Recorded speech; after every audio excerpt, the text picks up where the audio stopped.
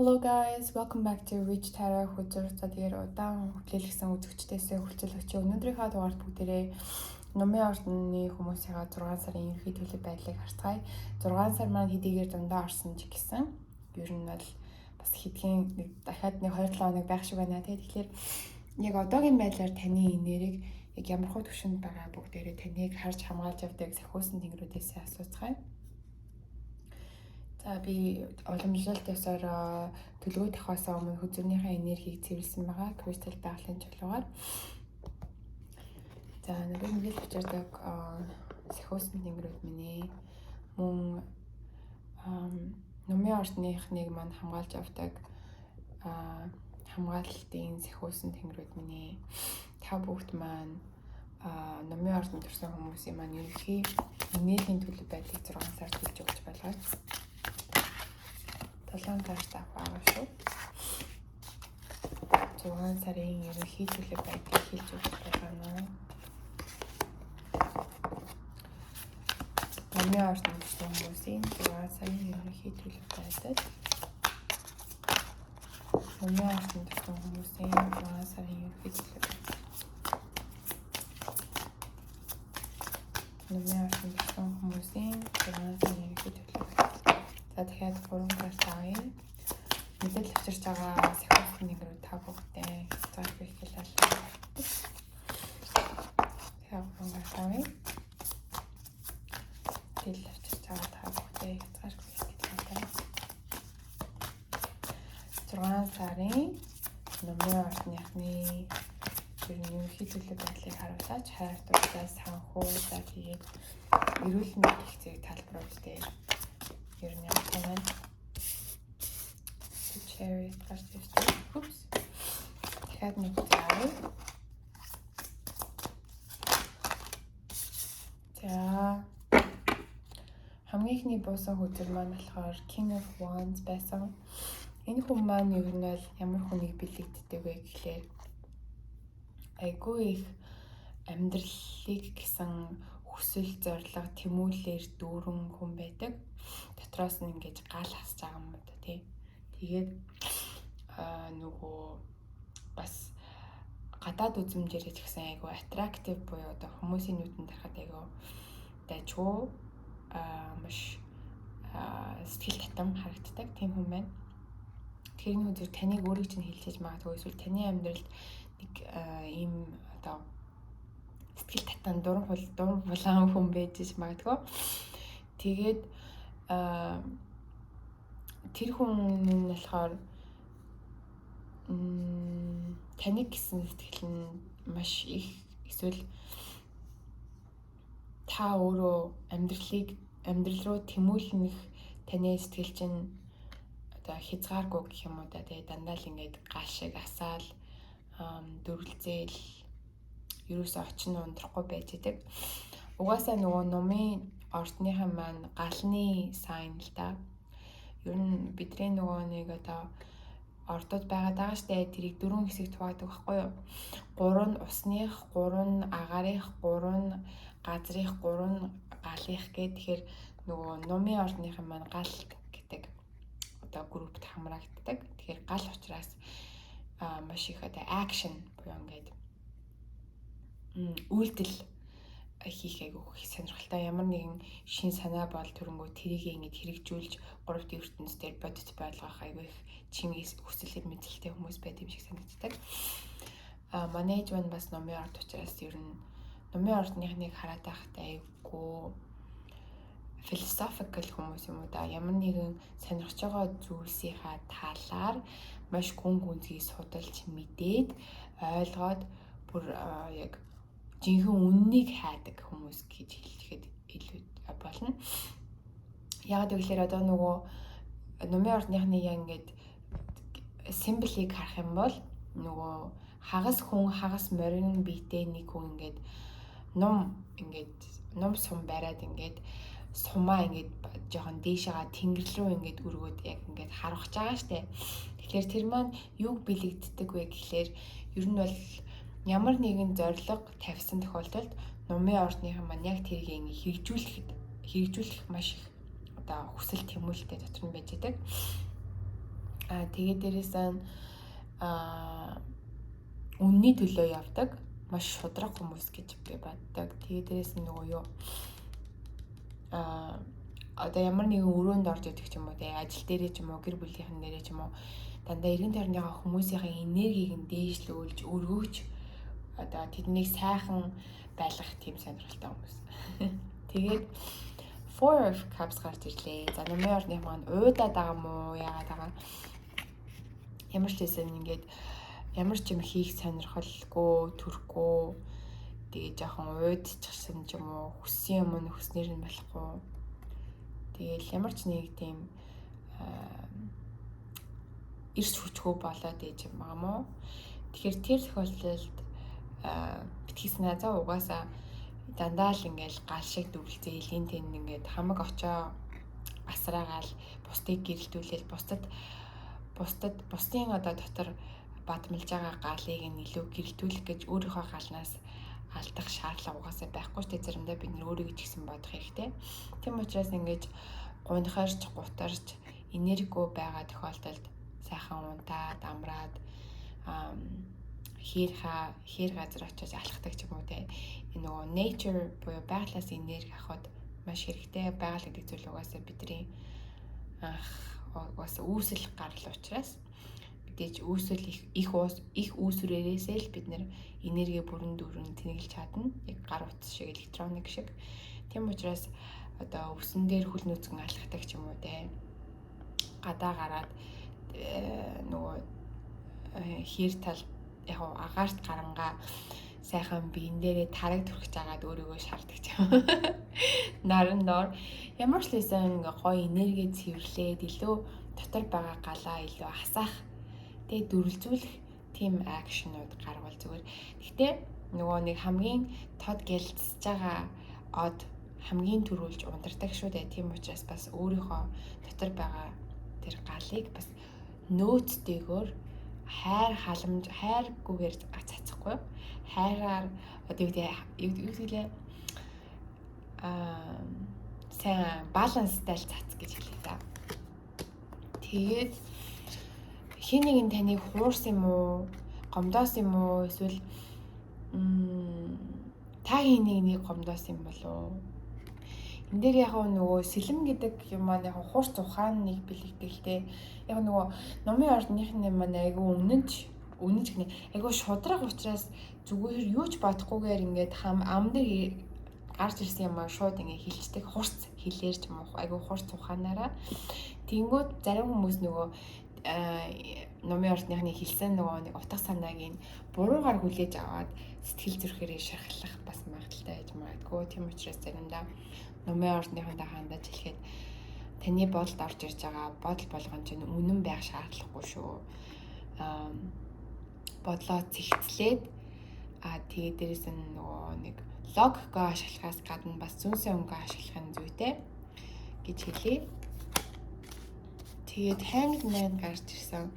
Энэ маань болохоор бас ингээд тэг одоо таны гарыг хүлцэн юм шиг хөлийг хүлцэн юм шиг ерөөсөө юм хийх гэсэн ч ерөөсөө хийж болохгүй боломжууд нь ингээ боогдцсан хаагдцсан тийм юм шиг санагдаж яж магадгүй. Гэтэ нэг зүйлийг анхаарахад яг үүндээ бол бид нар өөрсдийнхөө боломжийг бүтээдэг гэдэгт анхаарах хэрэгтэй. Хэдийн нийгэм маань хэцүү байгаа ч гэсэн бид нар өөрсдөө өөрийнхөө энергиэрээ тэр хүсэж байгаа боломжуудаа манифест буюу ингэж 3D ертөнц дээрээ авчрах тийм их хүчин чадал бидний дотор нуугдаж байгааг битгий мартаарай гэж хэлээ. Ялангуяа номын ордныханд бол гайхамшигтийн энергитэй айгу ойролцоо орд яагаад гэхээр нөгөө Jupiter буюу монголоор нөгөө Бархас бад гариг гэдэг хэвгүй. Бархас бад гариг чинь хамгийн манай Нарны аймгийн хамгийн том гариг.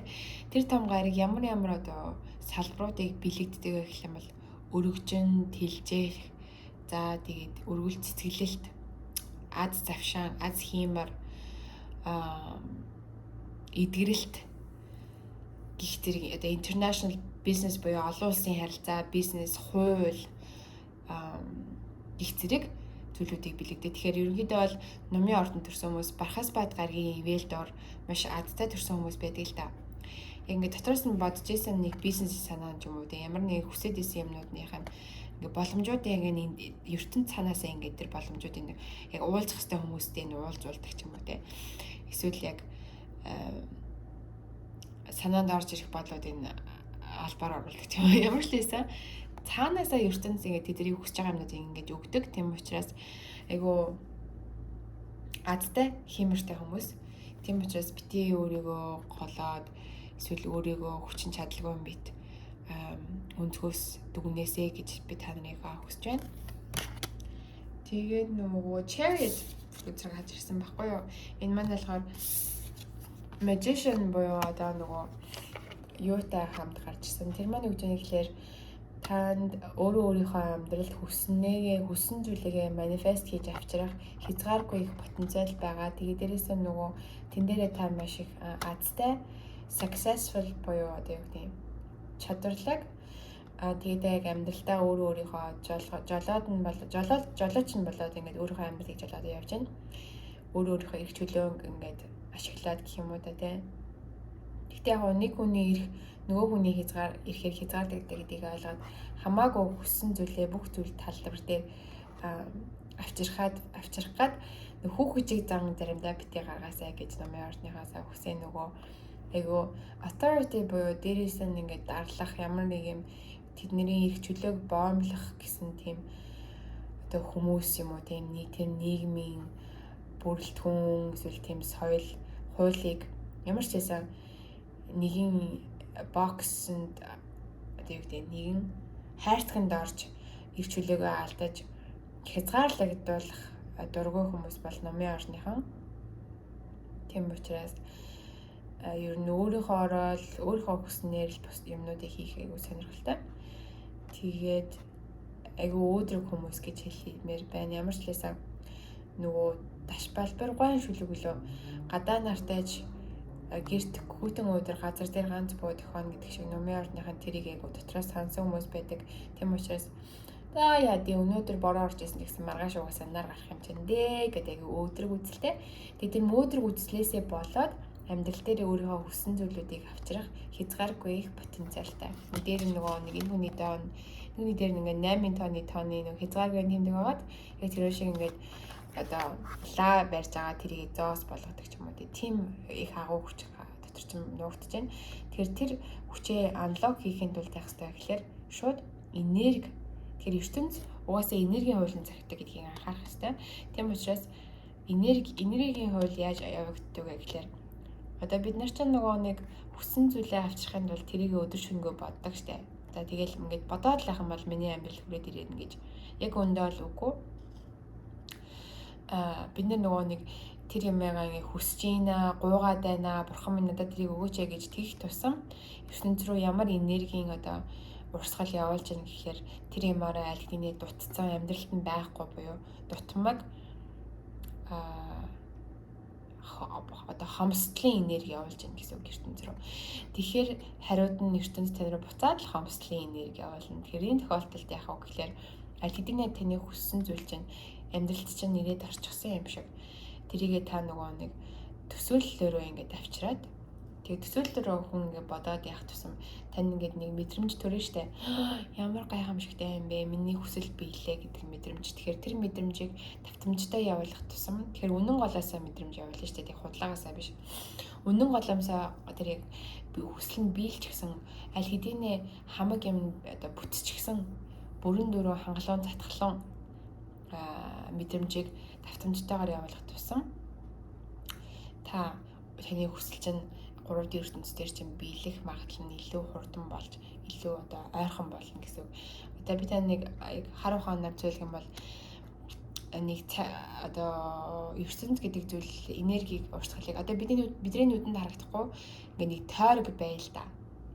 Тэр тойрогын дотор ингээ та улаан бөмбөг таны хүсэл заяа. Тэр улаан бөмбөгийг олон дахин ингээл араас нь шидээлэх юм болох нь бөмбөгнүүд бие одоо цогсоор байгаад тэр улаан бөмбөг нь танд буцаад ирэх тэр тойрогны замаар буцаад ирэх хурдан яг нь ихсэн штэ. Буцаад амархан хурдан ирэндээ тэгэхээр давтамжтайгаар тэр одоо бодлыг юу гэнэ тэр энергийг хангалуун затгалын энергийг талархлын энергийг явуулах тусам амьдрал дээр чинь буцаад тэр хүсэл чинь биелнэ гэдгийг анхаарах хэрэгтэй юм байна. Тэгээд мөн юузер маань энэ Nine of Coins гэдэг үзрийг дагаж гарч ирсэн. Энэ болохоор энэ зурган дээр харж байгаа шиг энэ хүн айгүй хангалуун, затгалан бүх юм ингээ илбэг хөгжүүлэн цэцгэлж байгаа тий. Тим энерги байгаа хгүй. Энэ заримдаа яг гоо таны нөгөө амьдрал дээр нэг үхрийн ордны хүн байж магадгүй маань таныг дэмждэг энерги чинь одоо яг тийм сайхан байлгатай хамт ингээд бие биенийгаа дотоод ертөнцөө бие биендээ ашиглаад хуваалцдаг ч юм уу тийм үхрийн орны хүн байж магадгүй. Эсвэл энэ таны өөрөө ч энерги байж магадгүй. Ямар ч байсан энэ бодвол хатаан шиг тий заосны хатаан шиг ингээд байна гэж юм. Тийм учраас 4 дугаар сард номын орныхандаа амжилт хүсье. Өөрийнхөө дотоод потенциал Jupiter Бархасбад гэдэг гаргаар захирагдсан тэр сайхан аз завшаантай энергиудээ амьдралдаа ашиглах хэрэгтэй. Хизээж битгий буужиг. Угсаж яг хүчтэй хүмүүсэлтэй хагас морь хагас хүн чинь бүхэл энергийг өөртөө дагуулсмаар тэ. Natural nature буюу байгалийн энерги. За дээрээс нь аратны хүний энерги тэ. Ингээд хосолсон. Тийм хосолсон зүйлээс ингээд miracle буюу жинхэнэ юу гэдэг miracle-ийг монголоор ярьдаг лээ. Ид шид биелнэ гэсэн үг. За өөр одоо яг хайр дурлалын асуудал дээр тайлбар дээр ямар байна харъя. За манай номын орных маань юу н хайр дурлалын асуудал тайлбар дээр мэдээлэл өгч бас туслаач. Хайр дурлалын тайлбар дээр номын орныхоо 6 сар. За шинэ хүнтэй танилцах нь ганц би номын орных маань харин аль хэдийнэ төхөртөө их нэртэй эсвэл партнертай girlfriend, boyfriend найз охин найзтай болчихсон номын орных маань бас яаж байна харъя бүгдээрээ. Мэдээлэл өгч болгоно. 6 сарын номын орныхны хайр дурлалын тайлбар.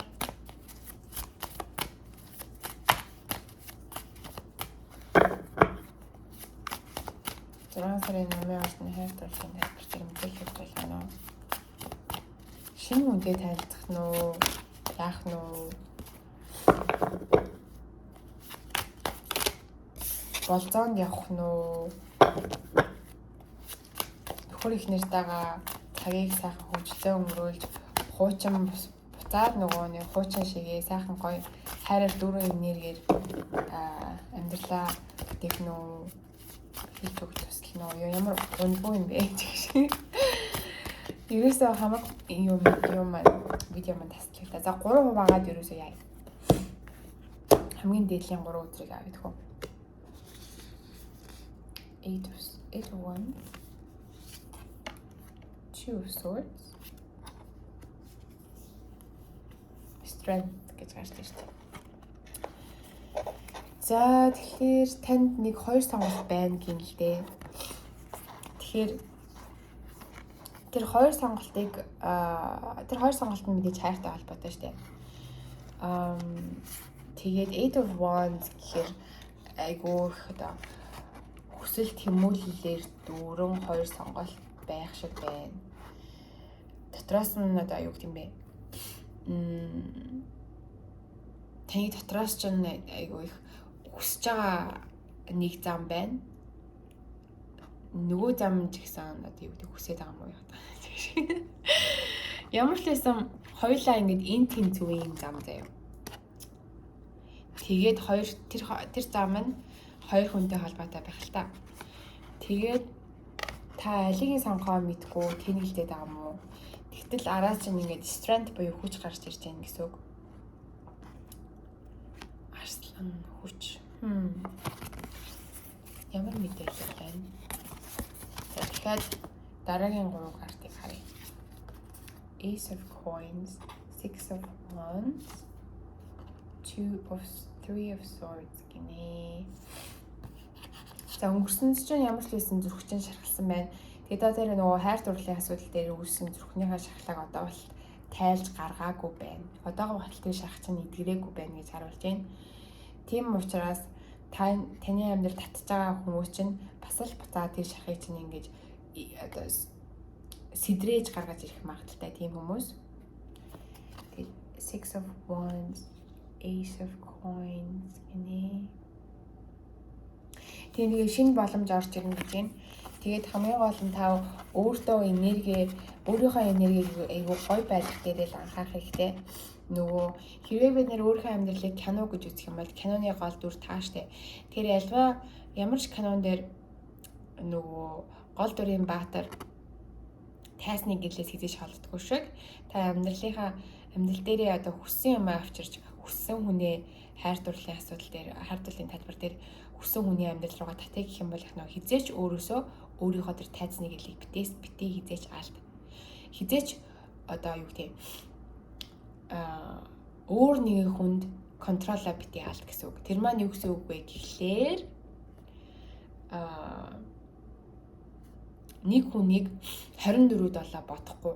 Нэг хүнийг л одоо хүсэмжлээл тэрнээс мессеж ирээсэй гэж хүсдэг ч юм уу те. Тэгэхээр та буцаал тэр энерги чинь байхгүй мэдрэмж ингээ явуулчихж байгаа байхгүй юу? Тэхийн тулд яхаа гэхээр өөрийгөө ихлэ хайрлах хэрэгтэй. Хүн өөрийгөө ихлэ хайрлаж ээж бусдыг хайрлана тийм үү? Өөрийгөө хайрлаж ээж яг таныг яг тэр байгаа харчин хайрлах тэр хүнийг та яг тохирсон хүний амьдрал руугаа татна гэсэн үг. За тэгээд тэр хоёр сонголтонд ч амжилт хүсье. Тэр сонголтоо хийхэд бол зүүн сайн угаал сонсгоо л дээ. Бясалгал хийгээ зүүн сайн угаал сонсоод тэгээд өөртөө итэг. Угаасаа номын орныхан маань өөртөө итгэлтэй хүмүүс байдаг л да сонголт хийхдээ. Тийм учраас би та бүгдийг чаднаа гэж хэлье. За ингээд өнөөдрийн бичлэгтээ хамт байсан та бүгдээ маш их баярлалаа. Дараагийн дугаар хүртэл түр баяртай.